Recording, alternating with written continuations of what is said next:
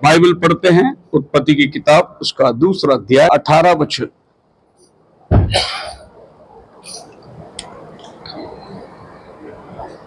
Genesis chapter 2 verse 18।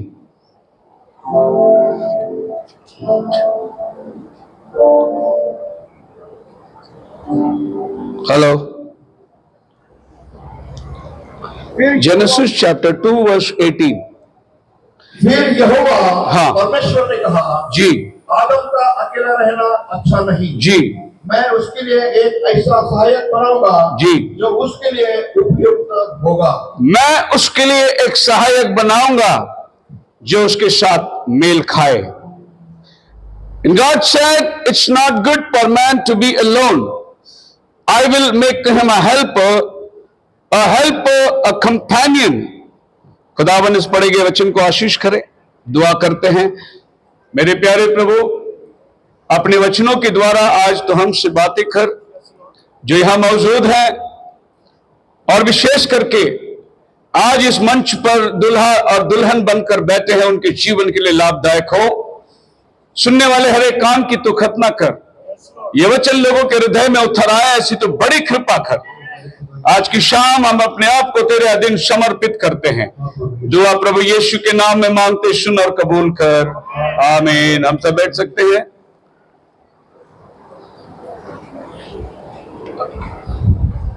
आपकी मदद के लिए कि आपको अच्छी विजुअलाइजेशन हो सके, इसीलिए हमने प्रोजेक्ट के इंतजाम किए हैं, मगर लाइट ज्यादा होने की वजह से शायद आपको दिखाई नहीं देता होगा, तो भी मैं कोशिश करूंगा।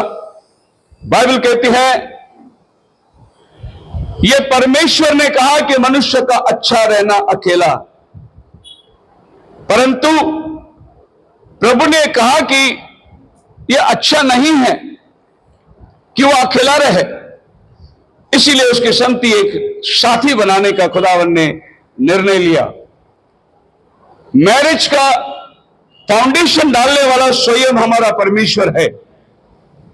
पहली शादी की रचना उसने करी, और आज ये नियम मानी और पृथ्वी में सभी धर्म, सभी भाषाएं, जाति इस शादी की विधियों का अनुकरण करते हैं, लेकिन ये शादी की शुरुआत जो है वो बाइबल से हुई है। और दुनिया में कोई किताब नहीं जो गवाह दे सके शादी किसने लगाई। सिर्फ बाइबल है जो इस बात का सबूत देती है कि पहली शादी परमेश्वर स्वयं लगाया है, एक फैमिली का शुरुआत किया है। और प्रभु ने उन्हें आशीष देकर कहा, तुम फूलो और फलो। सो मैरिज का डिजाइनर जो है वो स्वयं परमेश्वर है। आज ये कोट की डिजाइनर एक टेलर ने दिया होगा, ये कपड़े की डिजाइनर कोई है। हर चीज की एक डिजाइनर होता है, एक बनाने वाला होता है। मैरिज का डिजाइनर कौन है? स्वयं यहोवा परमेश्वर, हालेलुया, जिसने शादी की रचना पहले बनाई। इसीलिए मैं समझता हूं कि उससे अच्छा और कोई नहीं होगा जो शादी को आशीर्वादित करे, शादी के नियम और उसके पदों को बताए, शादी यानी विवाहित जीवन आगे कैसे बिताए, ये तो सिर्फ वो ही बता सकता है जिसने शादी की शुरुआत करी है। हालेलुया, आप लोग मेरे साथ हैं? सो आज शाम में थोड़े समय के अंदर इस शादी की बातें आपके सामने रखना चाहता हूं। जेनेसिस चैप्टर 2 वर्स 24 में लिखा है, इस कारण पुरुष अपने माता पिता को छोड़कर जी अपनी पत्नी से मिला रहेगा, हाँ, और वे एक ही तन बने रहेंगे। पुरुष अपने माता पिता को छोड़कर अपनी पत्नी के साथ मिला रहेगा और वे दोनों एक तन होंगे। यह एक ही रिलेशन है। दुनिया में दो बॉडी होकर भी एक बॉडी बनता है। दूसरा कोई रिलेशन ये धरती पे नहीं कि दो व्यक्ति एक बन जाए। दो भाई कितने भी जिगरी दोस्त हो, कितना भी प्रेम करता हो, लेकिन वो एक तन नहीं बन सकते। एक तन बनने का सिर्फ पति और पत्नी का ही अधिकार। इसलिए ये दो अहम रिश्ते हैं। इब्रानी 13:4 में प्रभु कहता है, शादी सब में आदर की बात समझी जाए और बिछौना निष्कलंक रहे।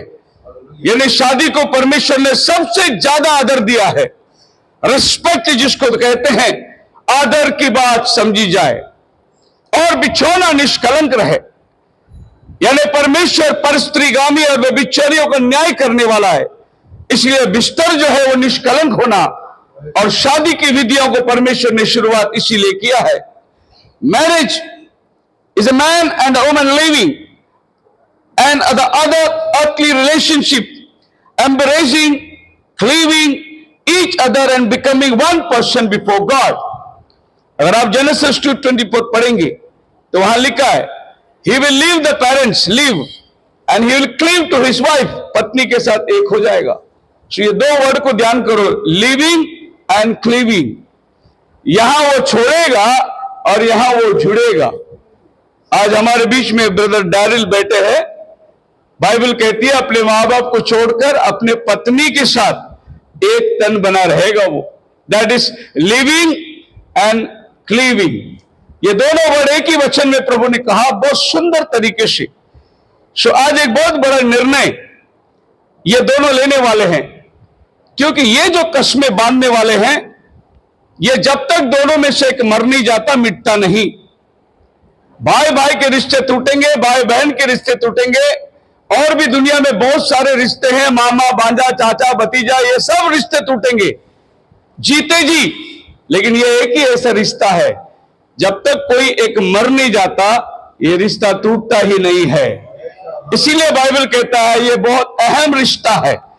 ये बंधन इतना मजबूत है कि परमेश्वर ने जिसको बांधा उसको मनुष्य अलग ना करे करके बाइबल कहता है। बाइबल में डाइवर्स नहीं है। डाइवर्स ने मनुष्य की कठिनाई के लिए बनाया गया मूसा के द्वारा, वरना परमेश्वर ने डाइवर्स की बात नहीं करी। एक बार यीशु मसीह से पूछे कि मूसा ने छोड़ चिट्ठी देने के लिए अनुमति दिया है, आप क्या कहते हैं? यीशु ने कहा आरंभ से ऐसा नहीं है।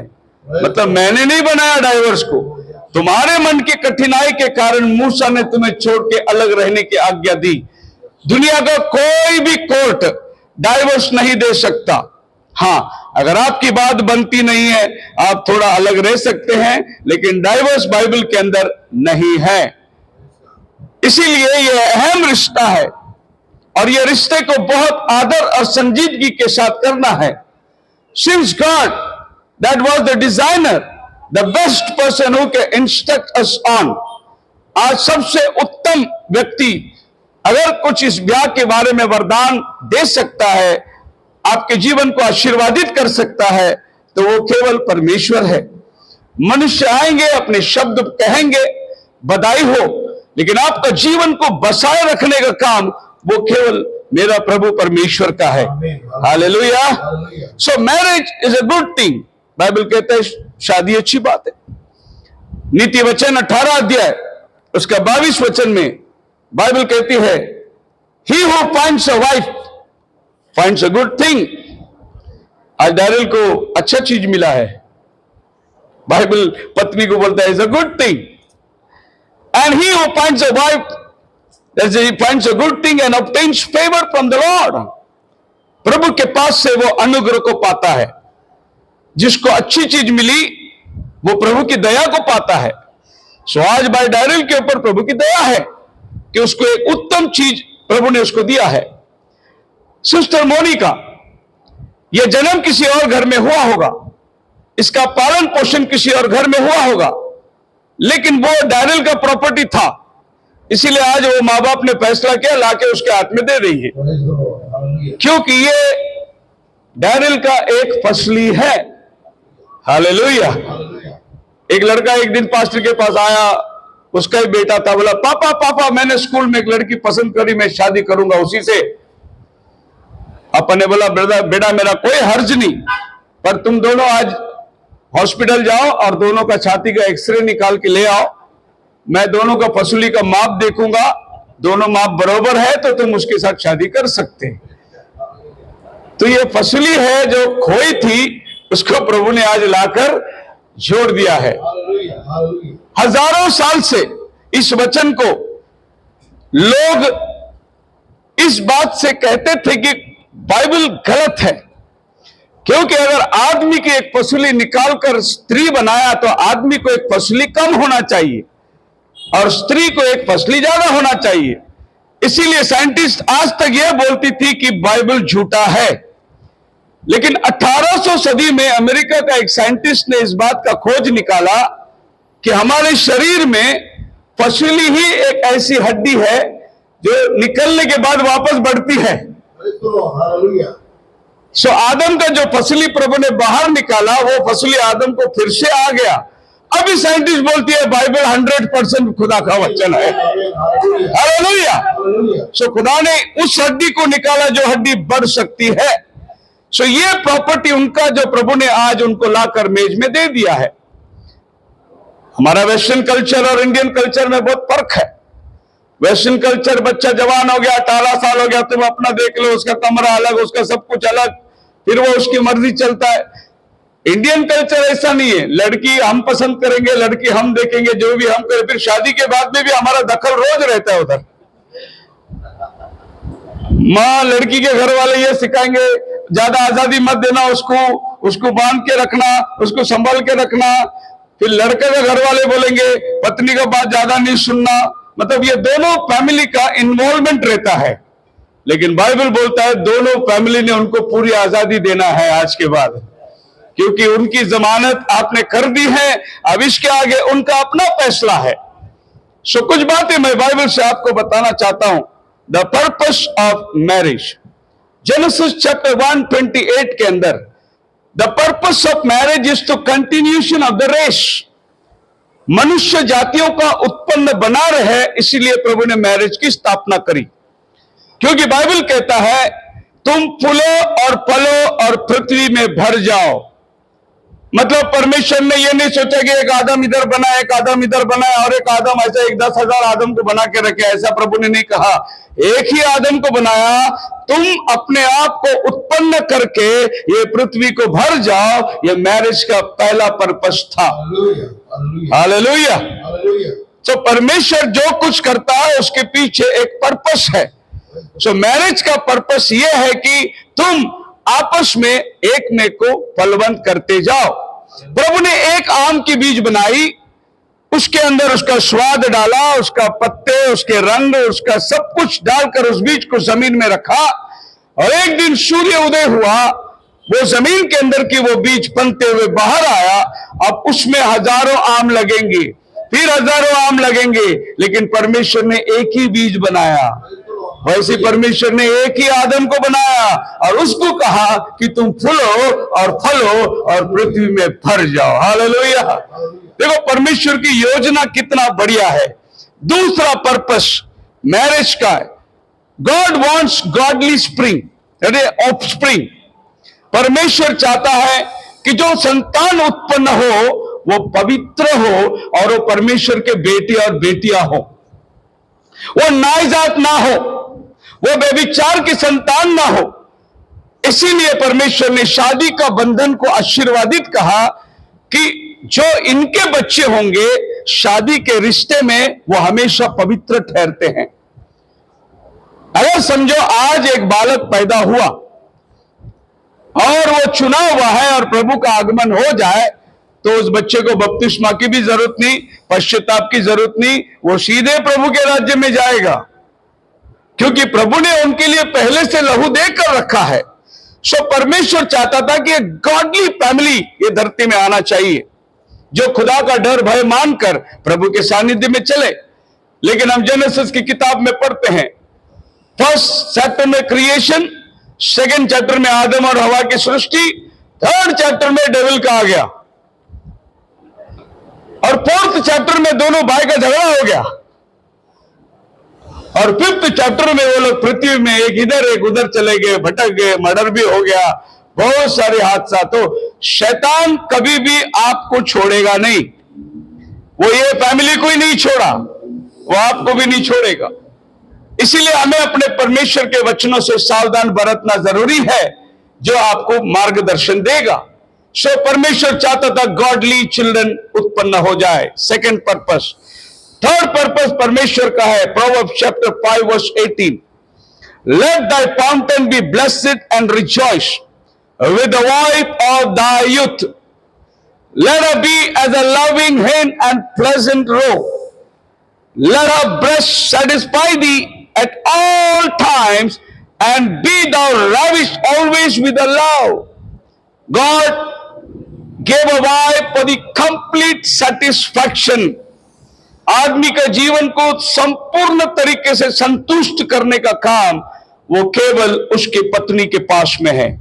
इसीलिए परमेश्वर ने पति और पत्नी का निर्माणता यानी शादी का वर्णन किया ताकि इसको कंप्लीट सेटिस्फैक्शन मिले। Let the fountain be blessed. What is the fountain? तेरा झरना आशीर्वादित हो। दूसरे झरने से तो पानी मत पीना, तेरा अपना झरना आशीर्वादित हो ताकि तू प्रभु के सम्मुख में आशीष में बने रहे और वह हर वक्त तुझे तसल्ली दे, समाधान दे, शांति दे, तेरी हर जरूरत को वो पूरा करे। पत्नी का पूर्ण कर्तव्य यही है कि वो अपने पति की अधीनता में रहे और उसका पूर्ण ख्याल रखे। बोलो hallelujah.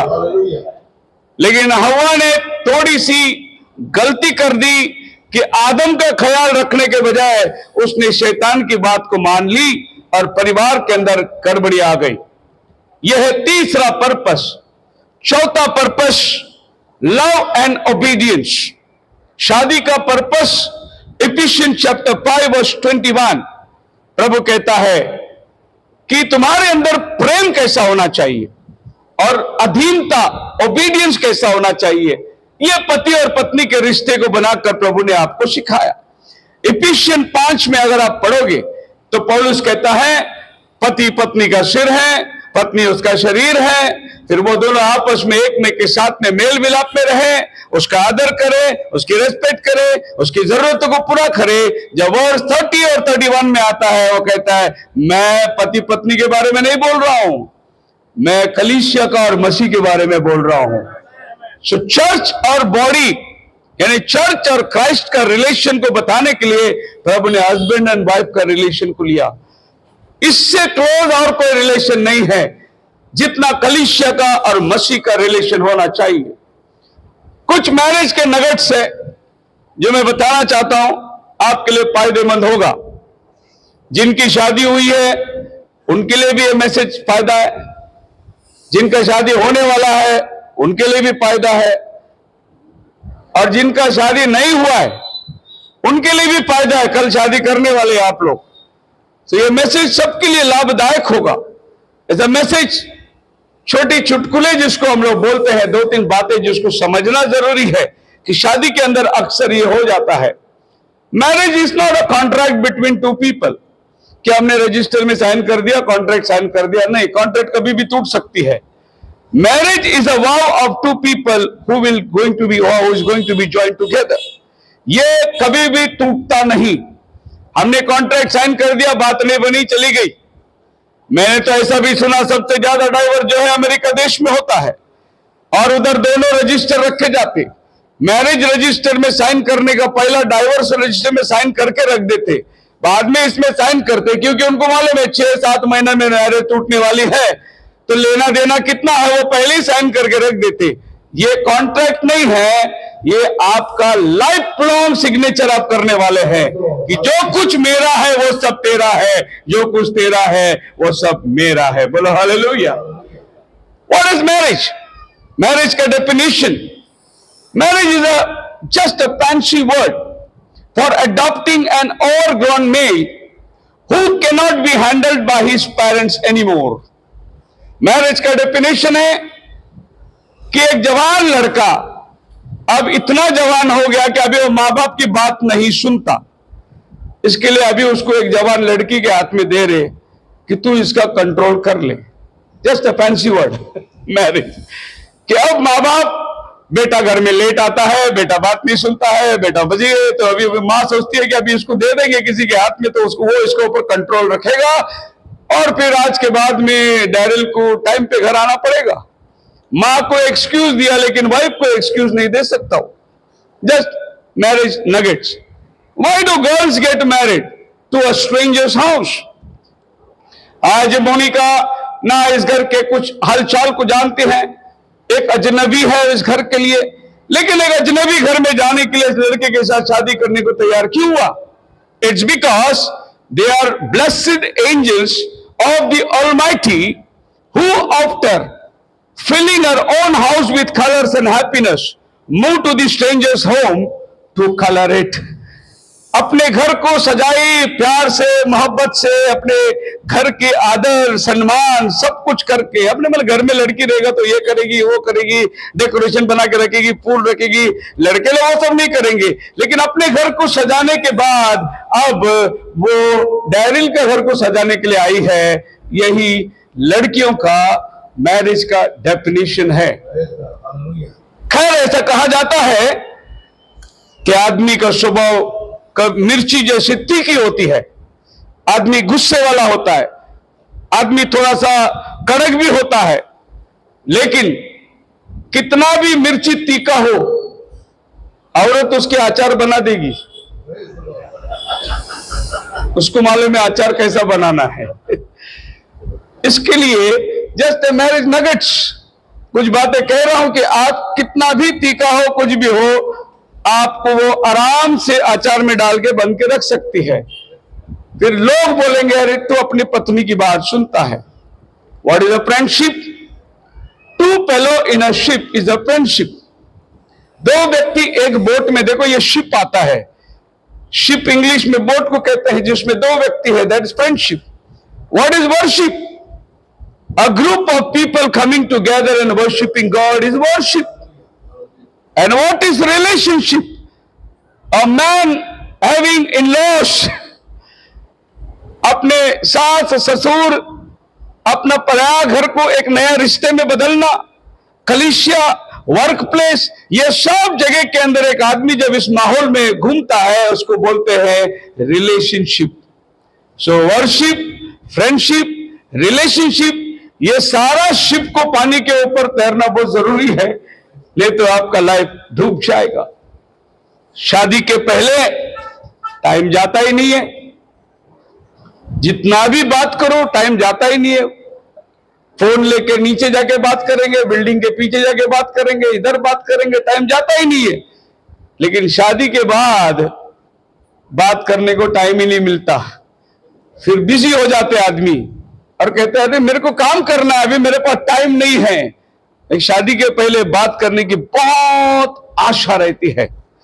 Marriage is ever growing, ever learning, ever expanding. ये मत सोचा शादी की सब बात हो गई, इट्स जस्ट ग्रोइंग। मुझे शादी करके अभी 32 इयर्स हो गया कंप्लीट, लेकिन अभी भी हम सीख रहे हैं। अभी भी मेरी पत्नी बोलती है मेरे को मालूम नहीं क्या तुम क्या है करके, तुम्हारा आदत मेरे को मालूम है। मतलब 33 साल के बाद भी वो बोलती है मुझे मालूम है तेरी आदत। इट्स एवर ग्रोइंग, कभी कंप्लीट नहीं होगा ये।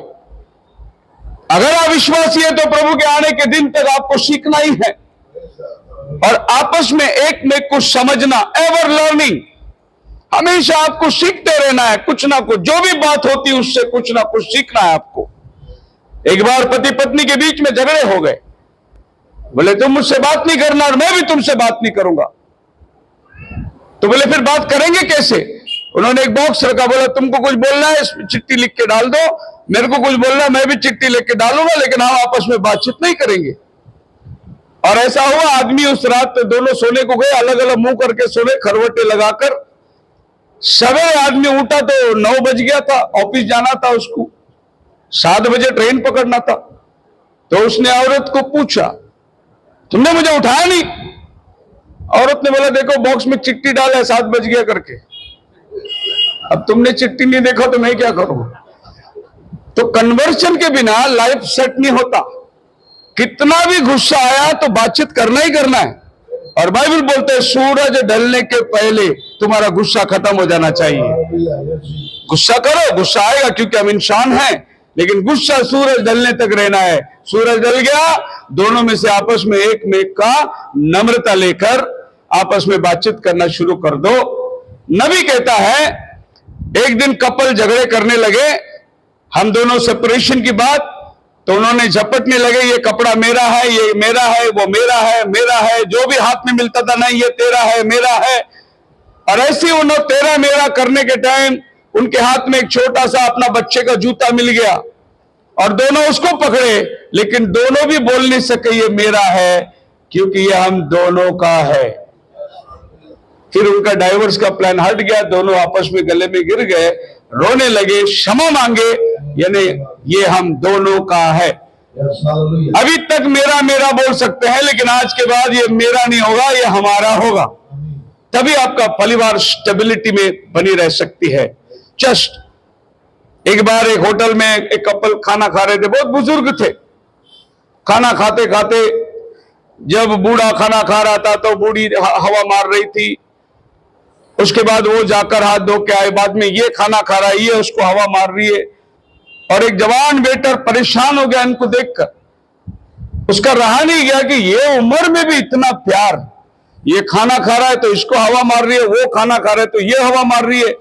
बिल लाने के टाइम वेटर ने पूछा, सर एक बात पूछना चाहता हूं, ये उम्र में भी आप लोग के अंदर इतना गहरा प्यार? सो बूढ़े ने कहा, बात ऐसी नहीं है, हम लोग का दांत का सेट एक ही है। तो जब वो खाती है तो मैं हवा मारता हूं, बाद में वो धोखे देती है, मैं लगा के खाता हूं तो वो हवा मारती है। तो तुम दोनों का दांत का सेट एक होना चाहिए, तो आपस में प्रेम जो है वो हमेशा बना रहेगा। बोलो हालेलुया।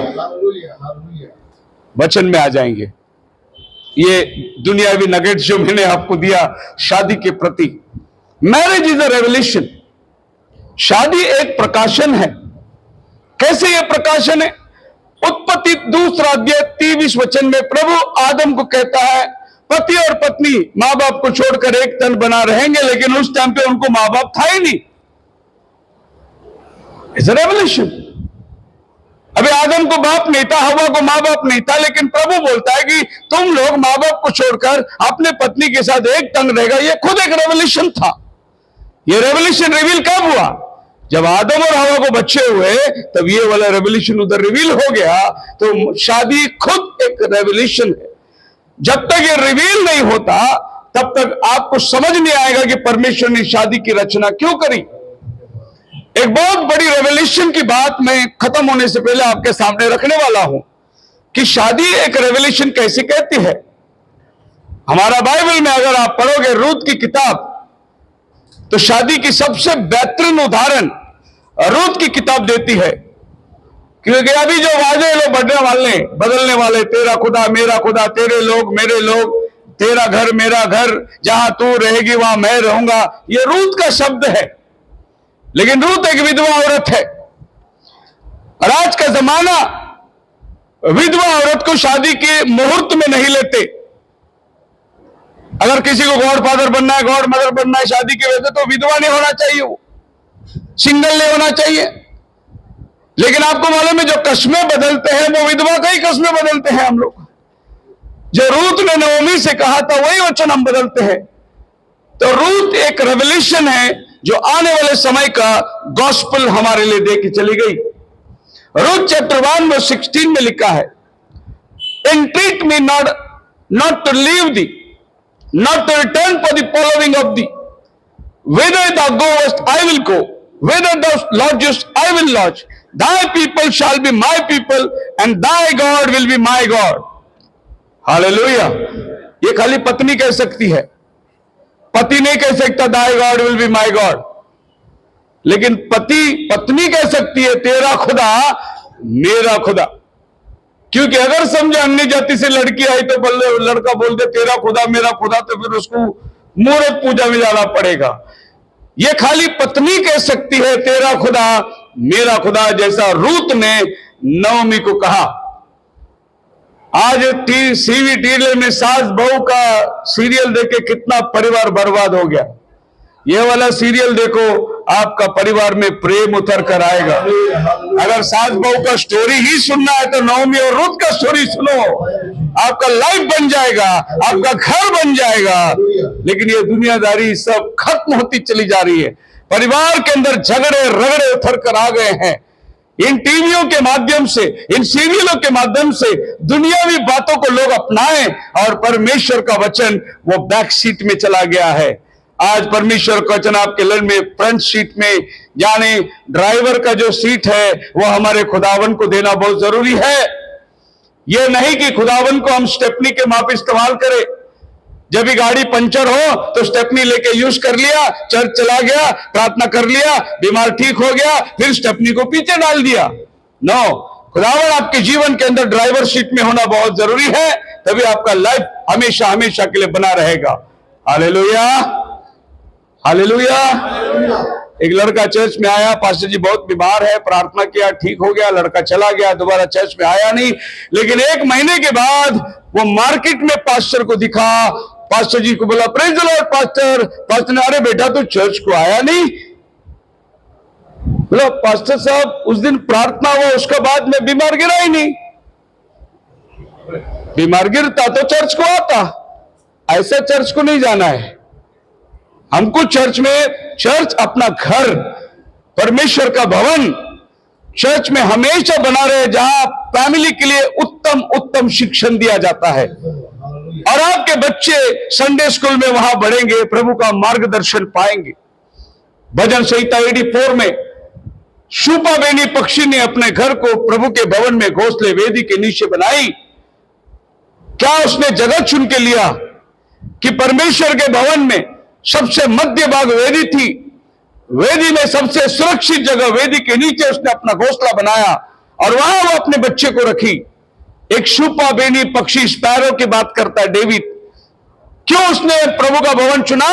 ताकि वो सुरक्षित जगह है, वहां कोई आकर उसके घोंसले को तोड़ नहीं सकता।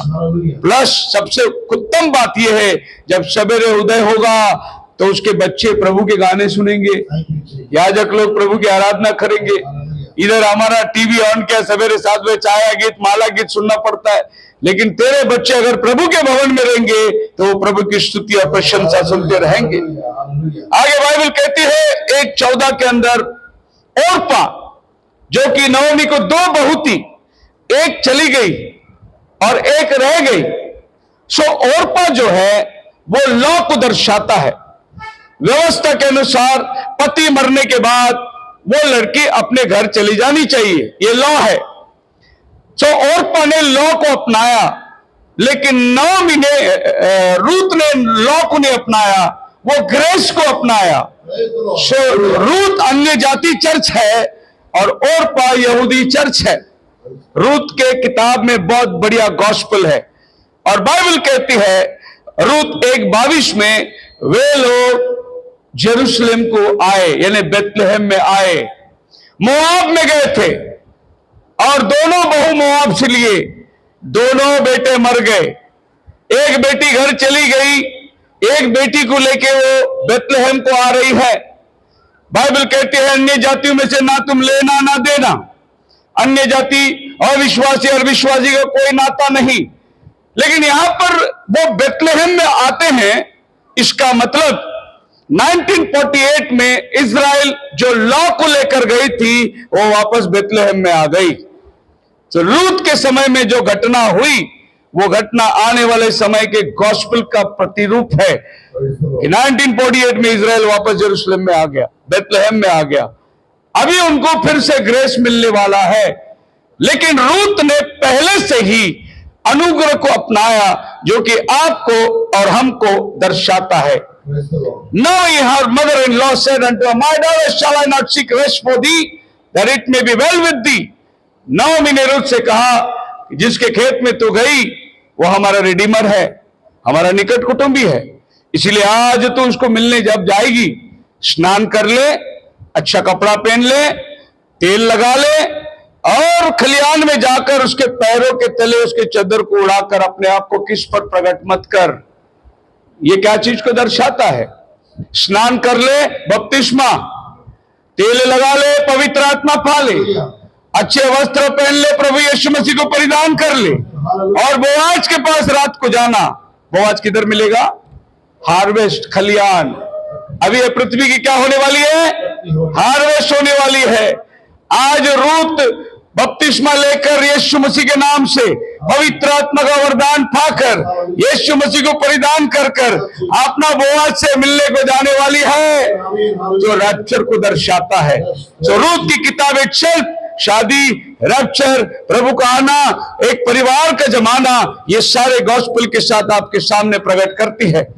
समय अनुमति नहीं देता विस्तार करने के लिए, लेकिन आखिर में 3 बातें मैं आपके सामने रखना चाहता हूं। 3 शादी है बाइबल में, और ये 3 शादी को ध्यान से सुनिए।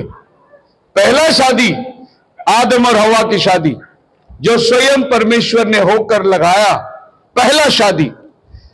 फिर ये शादी बिगड़ गई, आदम और हवा पाप में गिर गए और ये संसार पाप में पैदा हुआ। रोमियो की किताब 5:12 में लिखा है, एक मनुष्य के द्वारा पाप जगत में आई, पाप ने गर्भवती पाकर मृत्यु को जन्म दिया और मृत्यु सबके ऊपर फैल गई। आज आप और हम सब पाप के दासत्व में जन्मे हैं। इसका वजह हमारा बाप दादा आदम है, हम उसके जिम्मेदार नहीं हैं। सो ये पहली शादी, आदम जात बिगड़ गई। अब ये बिगड़ा हुआ जाति को दोबारा वापस ले आने के लिए, यथास्थित करने, रिस्टोर करने के लिए खुदा खुद ये धरती में उतर कर आया।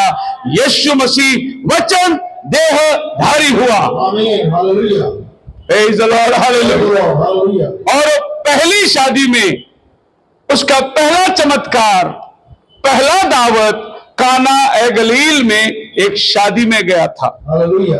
पानी का दाखरस बनाकर पहला चमत्कार प्रभु ने शादी से शुरू किया।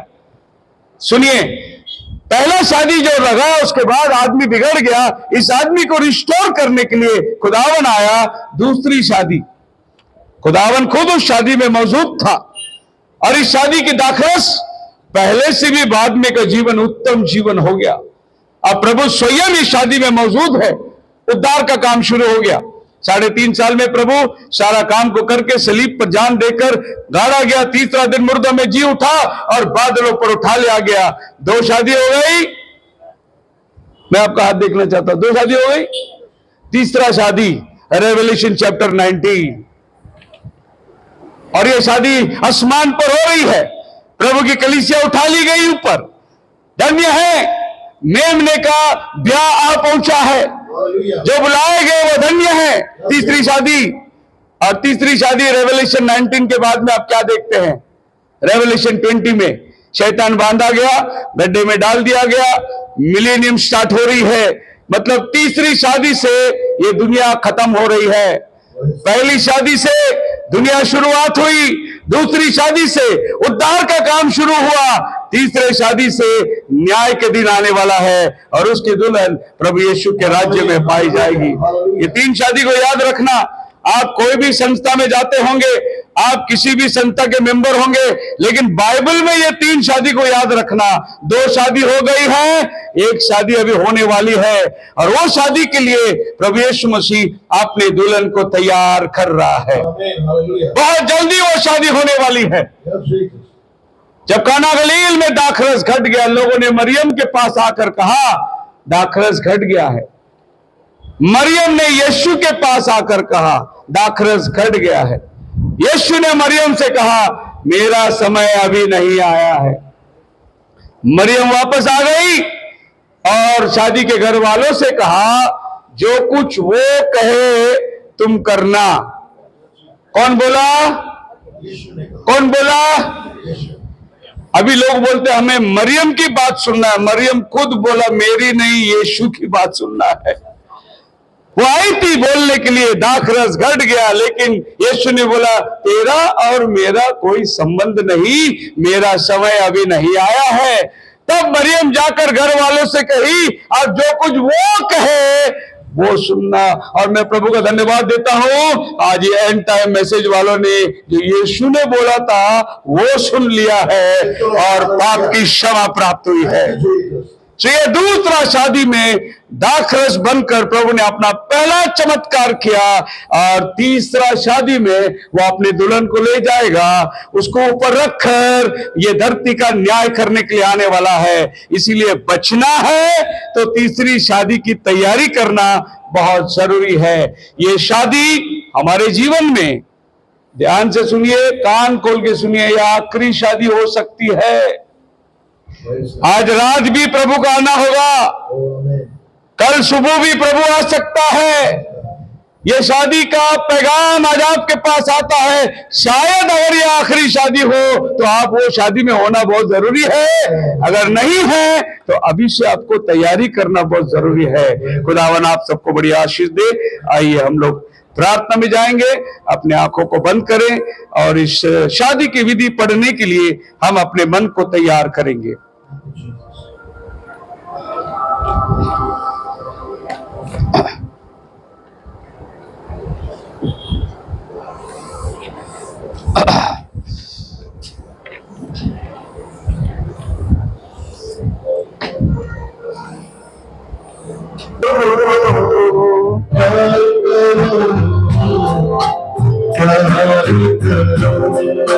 खुदा से मांगो मिलेगा, उसका वादा होगा,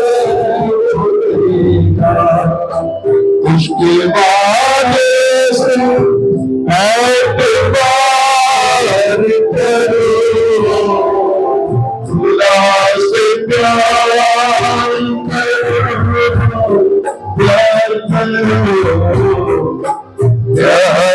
करो, खुदा से प्यार करो, प्यार करो, प्यार